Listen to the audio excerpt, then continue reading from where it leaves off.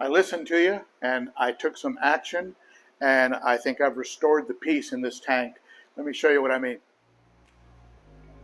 Well, the experiment is over and I have restored the peace in this aquarium.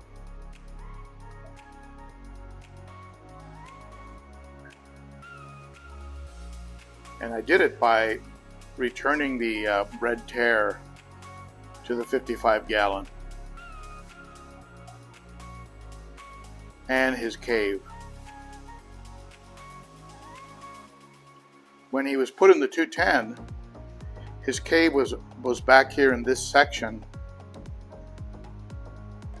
and then the Salvini took it over, and then what she would do is she would use it to look at the middle of the tank and then launch out like a torpedo and hit the fish and then retreat to her cave over and over again.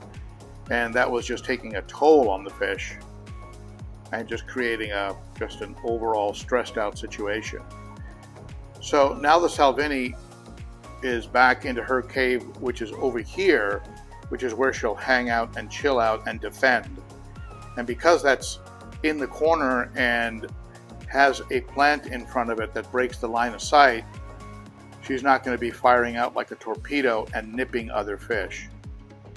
So that was one of the changes that occurred when I brought over the red tear, which may or may not have been related directly to the red tear, but it was a change that created some unnecessary violence in this aquarium. So immediately after moving the red tear, I noticed the Oscars became a lot more active, and so did the chocolate cichlids. What kind of put me over the edge was a couple comments that were made by you folks who watched the live stream and noticed over my shoulder some of the violence that was going on.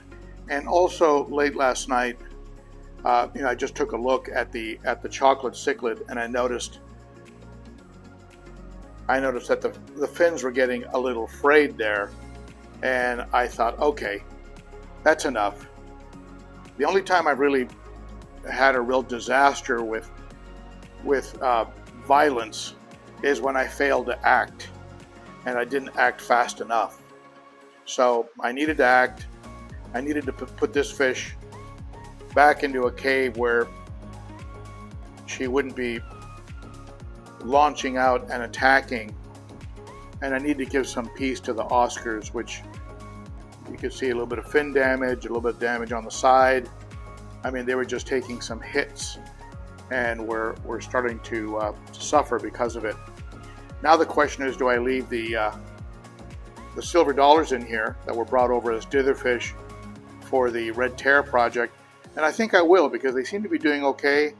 They probably like the extra room, and I do like the way they look in here. Everybody else seems to just ignore them.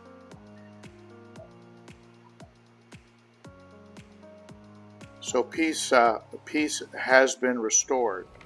Respect and enjoy the peace. Respect and enjoy the peace. I'm a fan of the Show Foundation. That was a clip from the Show Foundation on Apple TV. If you're a sci-fi fan, you know what I'm talking about. I happen to be a big sci-fi fan. So peace is restored. I think I'll go ahead and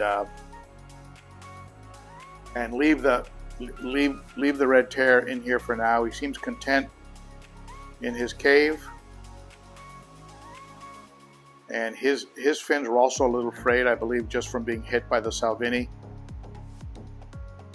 But everything has calmed down noticeably, and I'm happy for it. There's even a little more peace in the 300, because I went ahead and covered up that breeding pit that was being built by the Malawi trout. He was definitely the boss of this tank, but if I can keep him out of breeding, keep him out of his breeding attitude, everybody gets along better. In the time it took to film this video, the trout actually colored down and lost the black on the bottom part of the body in a matter of about 2 or 3 minutes.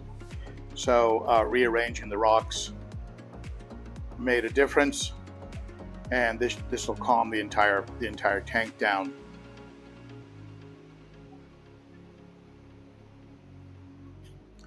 One of you mentioned that in the last video it was a little dark, you really couldn't see the colors of the fish. I went ahead and adjusted the lighting on the front light set, the ABESTFISH front light set, which has an app. So I took it from 40% to 60%, so you can see a little more of the colors of the fish.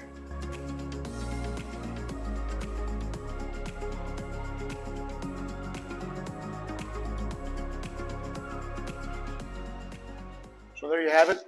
Share your thoughts in the comments below. Let me know what you think. I'm very happy to see everybody getting along again in this tank. Looking forward to seeing some of the frayed fins actually healing, and it was worth a shot. And now I just have to decide what to do with that red tear. Maybe breed him, or maybe just let him live in that 55. He's a spectacular fish. I'd like to keep him. And tell me what you think, down in the comments below. Let me know what you think, and I do listen to you, and that was partly what inspired the action I took late last night to get things calmed down. So join me on Saturday with a great group of fish keepers. We'll talk about cichlid aggression, fish food, and everything else at the Cichlids and Coffee live stream. That's every Saturday at 11 a.m. Central. And if you like the content of this video, please be sure to give it a thumbs up, subscribe, hit that bell, and if you're so inclined, become a member of the Garage Gang and a Patreon, a monthly supporter. Starts for as little as $3 a month, and the details are in the description. Thank you, my friends. You are very appreciated. I'll see you again soon, and respect the peace. Bye-bye.